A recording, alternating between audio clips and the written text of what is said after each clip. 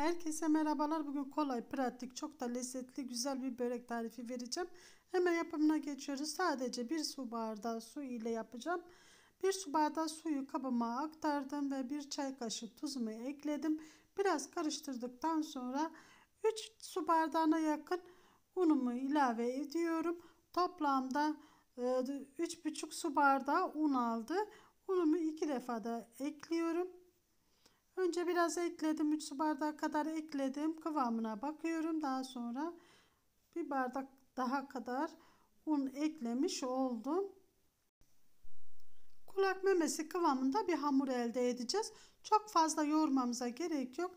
Hamurumu biraz toparlıyorum. Yani bütün ununu toparladıktan sonra hemen dinlenmeye bırakıyorum. Toplamda hepsi 1 dakikayı buldu hamurumun toplanması. Şöyle hamurumu toparladıktan sonra hemen üzerini kapatıyorum. Dinlenmeye bırakıyorum. 20 dakika dinlendirebilirsiniz. Hamurumuz dinlenirken biz de iç malzememizi hazırlıyoruz.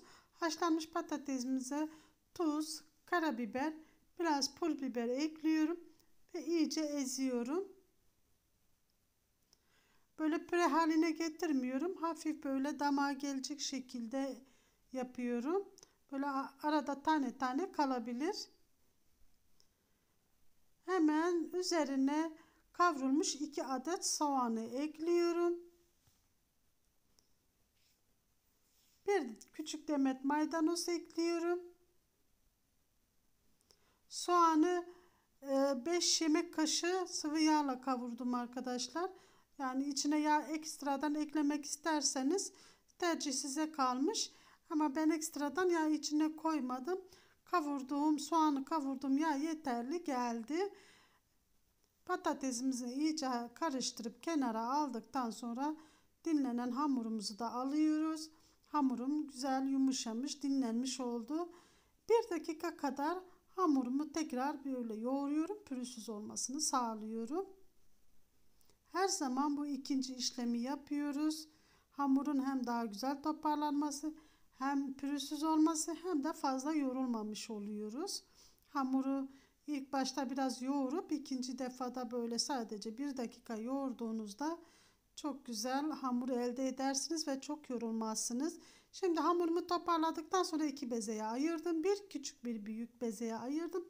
Küçük beze alta gelecek şekilde olacak. Büyük beze de üste gelecek şekilde olacak. Şimdi büyük beze ile hemen başlıyorum açmaya. Çok incecik bir yufka açmayacağız. Biraz mantı hamurundan birazcık daha kalın bir hamur olacak. Masama un serptikten sonra hemen önce kalın bir oklavayla açıyorum. Daha sonra daha ince bir oklavayla devam ediyorum. Kalın oklava kullanmamın sebebi ilk başta hamur daha kalın olduğu için kalın oklavada ona daha ağır bir baskı yaptığı için daha çabuk açılıyor. Hem sert hamurlarda da kalın oklava kullanmak daha iyi oluyor. Yufkamı açtım. Görüntüde gördüğünüz gibi hemen masamın üstüne un serpiyorum. Yufkamı üste koyuyorum ve bu yufkanın üzerini kapatıp kenarda bekletiyorum. Diğer yufkayı açmaya başlıyorum. Çünkü bu üste gelecek. Şimdi alta gelecek. Yufkamı da açıyorum. Böyle 4-5 tane 10 tane yufka hiç açmadan kolay, pratik, çok da lezzetli oluyor. Mutlaka denemenizi tavsiye ediyorum arkadaşlar.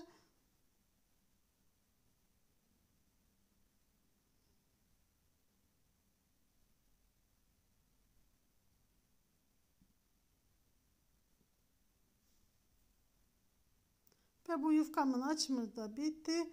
Şimdi bunun da aynı şekilde masanın üstüne hemen un serpiyorum. Yani yufkamızın altına un serpiyoruz ki masaya yapışmaması için bu işlemi yapıyoruz. Ve hemen bir püf noktası vereceğim.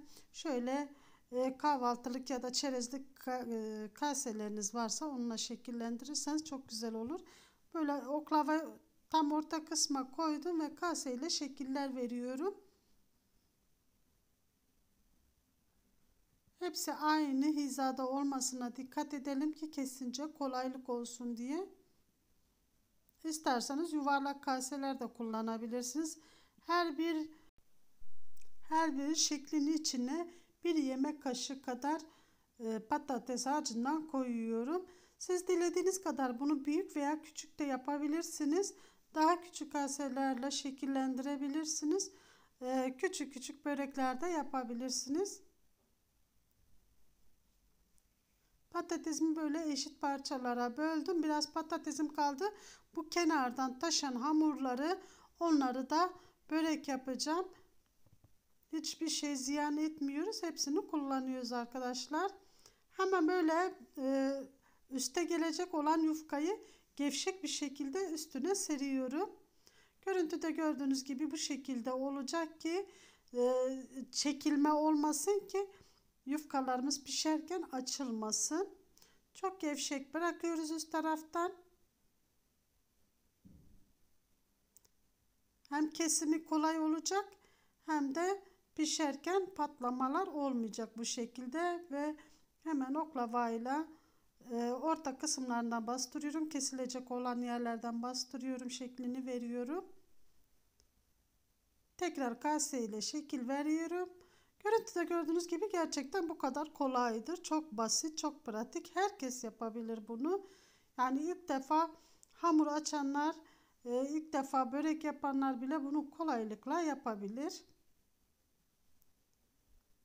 Hemen ruletimle, plastik ruletimi kullanıyorum tekrar.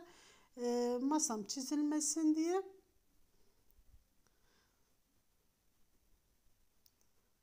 Tam orta kısımlardan kestim. Bakın şu kenarlarda çıkanları hepsini tek tek kullanıyorum. Biraz patates harcımdan kaldı. Onları bunların içine dolduracağım. Eğer harcınız kalmasa da bunları bu şekilde de pişirebilirsiniz. Sade de pişirebilirsiniz. Veya içine peynir de koyabilirsiniz.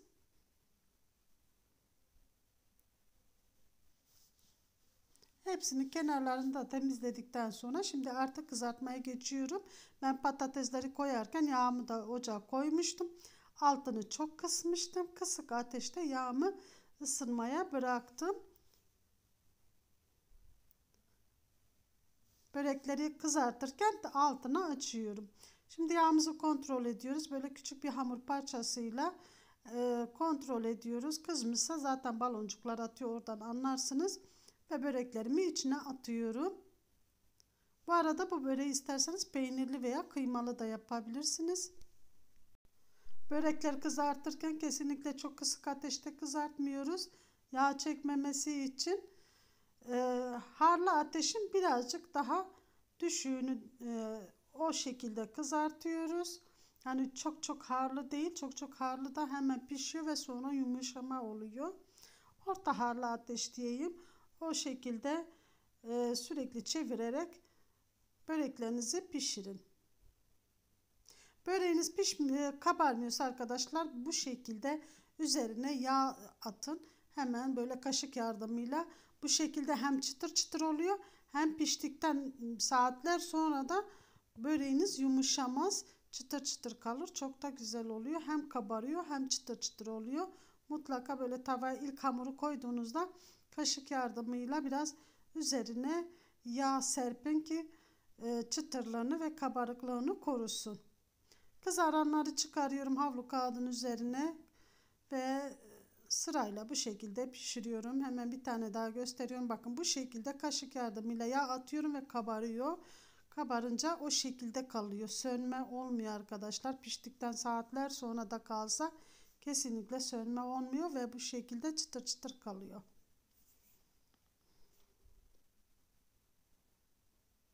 Hemen çeviriyorum. İstediğiniz kadar kızartabilirsiniz. Birkaç defa çevirebilirsiniz. Bütün böreklerimi bu şekilde pişirdim.